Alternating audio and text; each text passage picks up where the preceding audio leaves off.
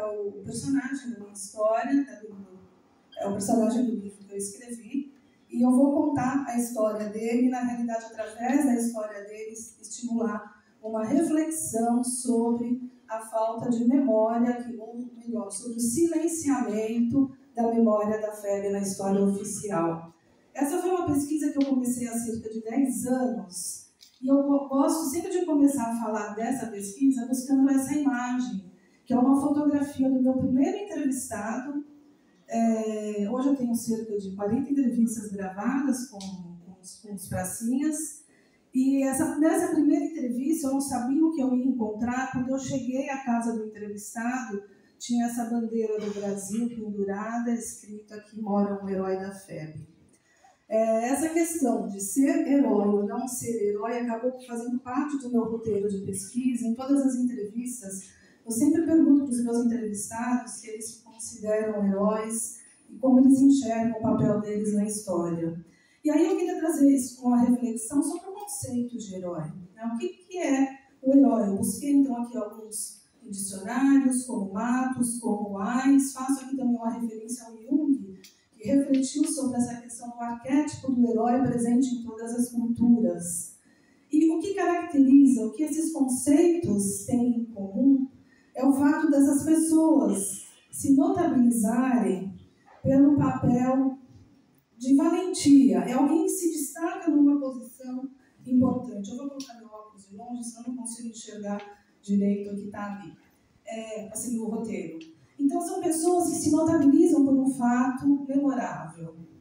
Mas o que seria um fato memorável? Vamos tentar achar aí um pouquinho essa linha, esse caminho, para tentar entender um pouco essa questão do silenciamento da FEB. O Brasil tem como uma característica a desconstrução de heróis. Se a gente pegar ao longo da nossa história, a gente vai ver sempre os governos que sucederam tendem a desqualificar os anteriores. Se a gente buscar lá na história da monarquia, nós vamos nos lembrar que a Dona Maria, para os portugueses, a Pia, para nós, viu a Dona Maria louca, Carlota Joaquina, a ninfomaníaca, o Dom João VI, então, Dom Pedro II, como um bobo, e a república que sucedeu à monarquia, ela acabou construindo um outro herói, que foi o Tiradentes.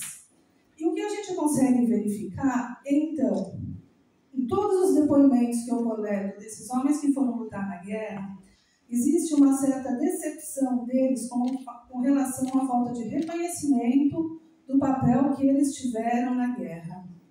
Muitos se chateiam com o fato de terem ido lutar contra a ditadura em solo europeu, indo como soldados e voltaram como civis, porque eles foram desmobilizados na própria Itália.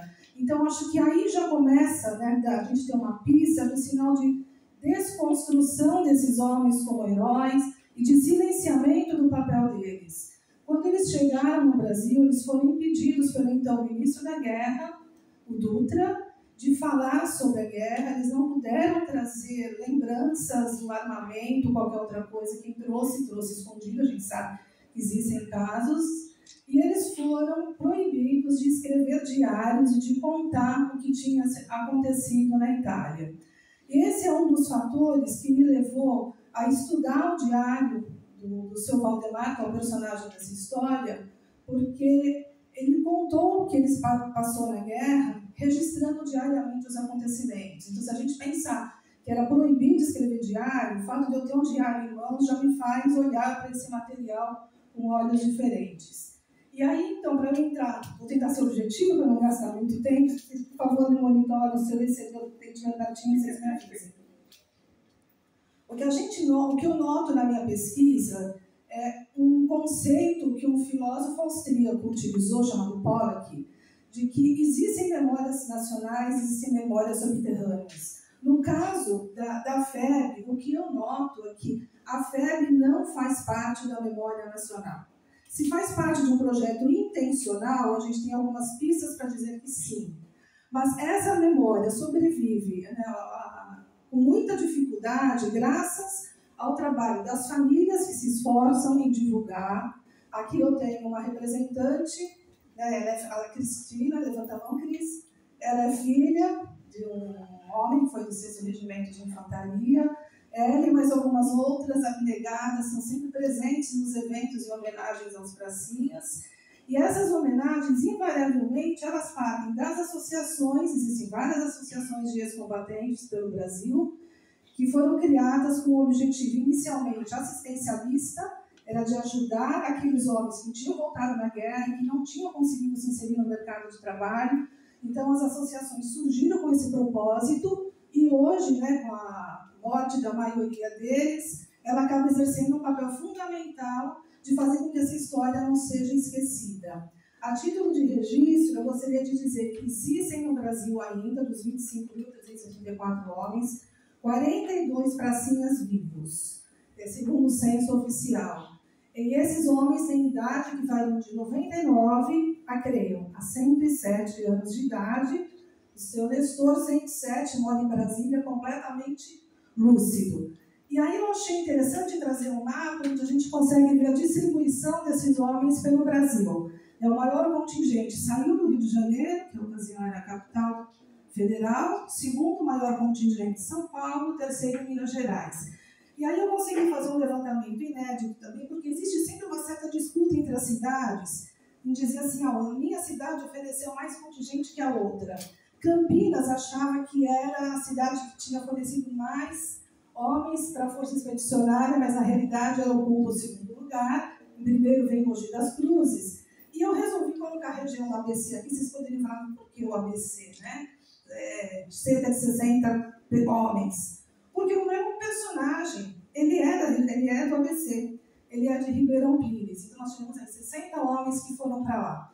Essa é a capa do meu livro, e aí, assim, só a título de ilustração, eu falei das entrevistas, eu já tenho mais que 34, já consegui fazer outras. Paralelamente a esse livro e essas gravações, eu estou escrevendo um livro atualmente sobre os amores na guerra, porque aconteceram oficialmente 58 casamentos entre homens da Força Expedicionária, da Força Aérea Brasileira e italianas.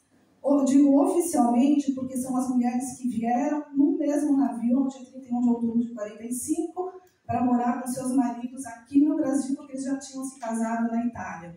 Mas, na realidade, esse número é superior, porque eu venho descobrindo ao longo da minha pesquisa que outros casamentos aconteceram posteriormente ao retorno desses homens ao Brasil, casamentos por procuração. Aí eu vou só acrescentar título assim, de uma história curiosa. Todo mundo conhece a música aqui, a minha Gioconda, do Aguinaldo Raiol. Essa música é inspirada no caso de amor real. Ela, a personagem, a Gioconda, no caso a Dorione, ainda viva, mora no Rio Grande do Sul. Ela se casou com o marido dela por procuração, porque as tropas já tinham voltado para o Brasil e ele não tinha condições financeiras de voltar à Itália para casar-se com ela. Então, quando ele voltou junto com as tropas para o Rio de Janeiro, houve um desfile oficial na Rio Branco, foi oferecido um jantar no Morro da Urca, em homenagem aos pracinhas, e nesse evento, o seu João, que é o personagem masculino dessa música, estava muito cabisbaixo num canto, enquanto todos os homens festejavam, bebiam, e o Vicente Celestino, que estava, na ocasião, achou estranho aquele comportamento e pensou, deve ter alguma história atrás disso. Ele escutou a história do seu João e escreveu uma música da minha Gioconda. Bom, partindo então a questão do meu diarista, o seu Valdemar, um homem de Ribeirão Pires, ele era carteiro, uma vida simples. Então, por que essa história é uma história importante? Primeiro, porque, como eu falei, foi escrito um diário. É uma história que é contada por quem está vivenciando a guerra, por uma pessoa que não tinha poder de decisão, né? Nós sabemos que os generais das tropas, eles costumavam escrever diários, registrar os acontecimentos, mas a visão de quem tem o poder de decisão é diferente da visão de quem obedece às decisões. E outro fato que é inusitado é o fato de ele ter sido um prisioneiro de guerra. Então, como que é essa experiência? Como se deu esse aprisionamento? Por que isso aconteceu? E o primeiro registro que o seu Valdemar faz é no dia em que ele está embarcado no navio no Rio de Janeiro. E assim, eu não vou perder tempo em ficar lendo, porque senão eu não vou passar horas aqui, vai ser, né, acho que vou tomar o tempo dos demais, eu não quero fazer isso. O que tem de importante nisso?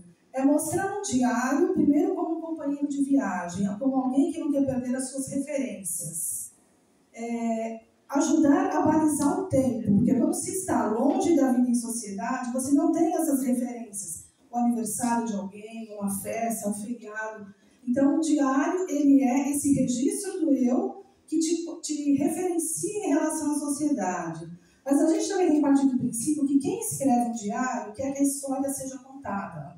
Quem não quer compartilhar essa história não escreve um diário. Vou pular. Bom, outro fator importante da escrita do diário é que o fato de ele ter sido escrito sob o calor da hora impede que haja um filtro do tempo. O diário do seu Valdemar não é o único diário de um prisioneiro no Brasil. Ou melhor, não é a única história de um prisioneiro. Existem outras histórias de outros homens, inclusive, que foram aprisionados com o seu Valdemar, mas que não colocaram essa história em diário. Então, ou deram essa entrevista para um jornalista, ou em algum projeto de coleta de depoimentos. Tem uma coleção muito boa do Exército, que é uma coleção de história oral, onde esses homens contaram as suas experiências. E elas são muito minuciosas, muito detalhadas, e confesso que a princípio me causou uma certa frustração, porque eu esperava no diário do seu Valdemar achar as mesmas minúcias que aqueles homens que contaram a história para uma outra pessoa contaram. E aí eu tento entender por que isso aconteceu. Eu vou contar isso para vocês no decorrer da minha apresentação. Uma coisa que o seu Valdemar faz, além de registrar diariamente os episódios, o que fazia, os treinamentos, expectativa de entrar em combate, um outro fato importante é que ele faz uma espécie de datas inesquecíveis. E se nós olharmos essas datas, a gente vai observar que elas têm sempre como referência o pessoal. Não tem uma referência no sentido de, assim, hoje foi dado o primeiro tiro de canhão, ou hoje houve a rendição dos alemães. São sempre as referências pessoais. Quando ele foi sorteado para o exército, ele vestiu a farda. E tem um item que eu coloco em vermelho, que é a data de 11 de setembro de 44, que ele identifica como batismo de fogo.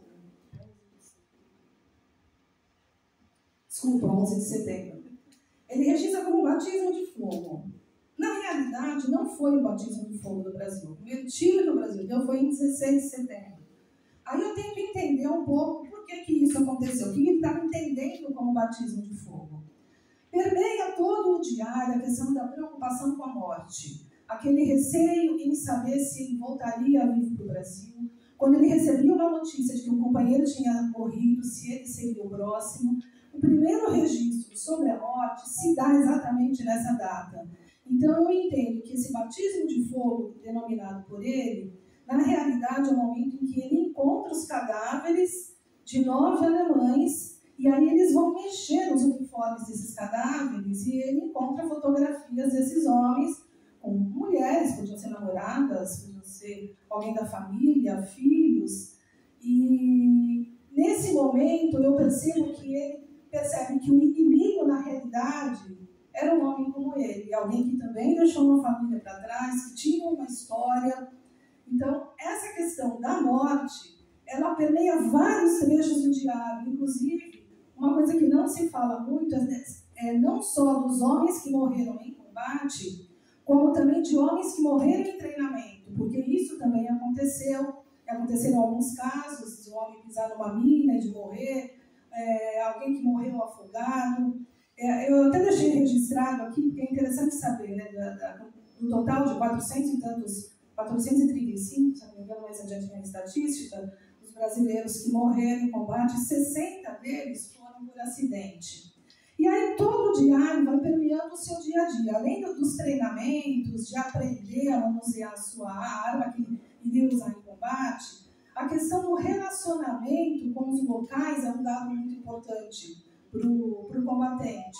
Porque distante da sua terra, numa outra terra, encontrar, por exemplo, uma mulher que vai lavar e passar a sua farda, um local onde ele possa beber um vinho, ou as crianças que comumente se aproximavam dos acampamentos onde esses homens estavam, na expectativa de pedir comida, porque a miséria era muito grande. Então isso vai reforçando os laços desses homens com a comunidade, tanto que para os italianos, os brasileiros são chamados como os liberatori. Então eles são aqueles que se libertaram, mas eles também foram aqueles que ajudaram a saciar a fome. dando parte das suas rações que o exército americano dava para o exército brasileiro, compartilhando a sua comida e, em muitos momentos, compartilhando afeto. Outros momentos em que o eu do homem está sempre presente, que era um evento muito marcante, esperado com grande expectativa por parte deles, era o recebimento de cartas. A gente sabe que havia censura, não podia se passar informações que pudessem dar sinais de localização, de decisão estratégica, mas as cartas, elas exerciam um papel motivacional muito grande. Tanto que o próprio Rubem Braga, que era o correspondente de guerra brasileiro, chegou a dizer: cartas enormes, cheias de coisas, cheias de bobagem sem importância. Isso é que é importante, isso é que ajuda a fazer a guerra, porque o homem motivado é o homem forte em combate. E outro aspecto que também é importante, no diário dele, em todas as histórias de vida que escutei, todas, absolutamente todas, é a presença de uma italiana bonita, é a presença de uma namorada. Então, não ao acaso, o número de aconteceram casamentos, e aqui, assim, a título só de ilustração, o número de casamentos entre italianas e brasileiros é um número relativamente pequeno, se comparado à quantidade de americanos que se casaram com italianas. Enquanto aconteceram 20 mil casamentos entre italianos e americanos, no Brasil esse número é pequeno, até, vamos pensar assim, proporcionalmente à quantidade de homens que foram enviados para lá. E aí eu queria então contar um pouquinho essa cena do aprisionamento nesse dia a dia do seu Valdemar, que é relatado no diário, das suas idas para tomar o vinho, dos treinamentos, dos avanços.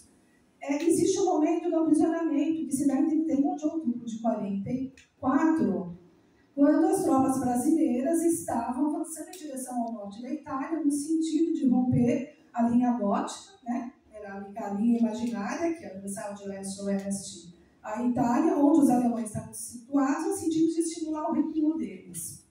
E aí, então, nessa região do Vale do Rio Sérpio, exatamente no Morro de São Quirico, as tropas brasileiras estavam indo bem nesse processo de expulsão dos alemães, mas aí eles foram pegos num contratempo, houve uma reação dos alemães, a companhia a qual o seu Valdemar fazia parte recuou, e ele ficou numa casa com mais 16 brasileiros, e essa casa foi cercada por cerca de 300 alemães. Uau, 2 minutos, sempre correndo muito, não.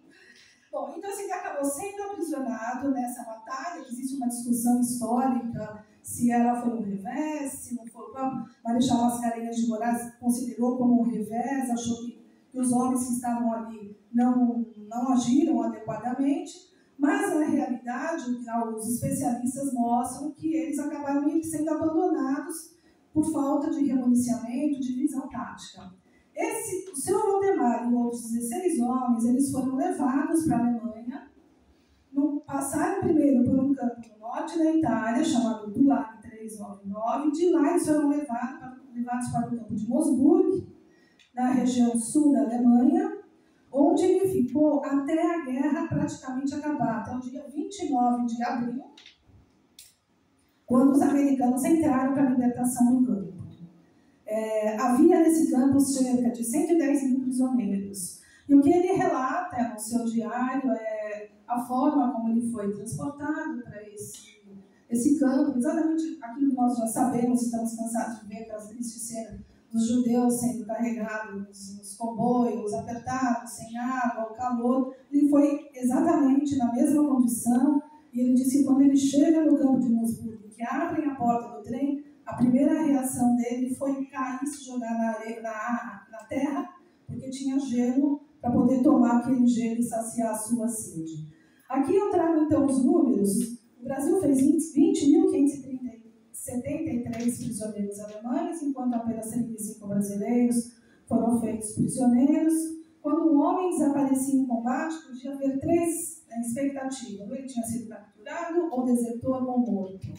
A questão é que o fato de ter sido um prisioneiro o mostra, na realidade, a bibliografia como um homem proscrito. O prisioneiro é aquele que não nos dá orgulho, é aquele que aparentemente falhou em combate, a ponto de até mesmo o próprio Stalin, que teve um filho feito prisioneiro, renegar o seu filho, considerando-o como um fracassado. Eu vou pular aqui, senão eu não vou ter tempo, porque eu quero chegar numa parte aqui importante. Quando libertado pelos americanos, o correto teria sido o seu Valdemar e os outros homens libertados terem passado por interrogatório com a finalidade de, primeiro, observar se as prescrições da Convenção de Genebra estavam sendo atendidas. Se essa documentação existe, eu não consegui localizar. Tudo indica que não foi feito pela documentação do Exército, porque depois eu acabei de buscar essa documentação para confrontar com o que constava o diário e entrevistar alguns membros da família para tentar entender como foi a vida do seu Valdemar, o que ele contava sobre a guerra.